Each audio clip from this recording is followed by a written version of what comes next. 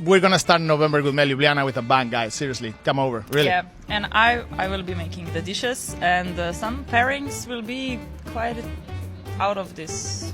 Yeah, we were sitting here in this sunny terrace and we were talking about the flavors, and I was like, wow, I'm so excited. Like, There will be fermented pineapple. fermented pineapple. It's gonna be like a corn puree.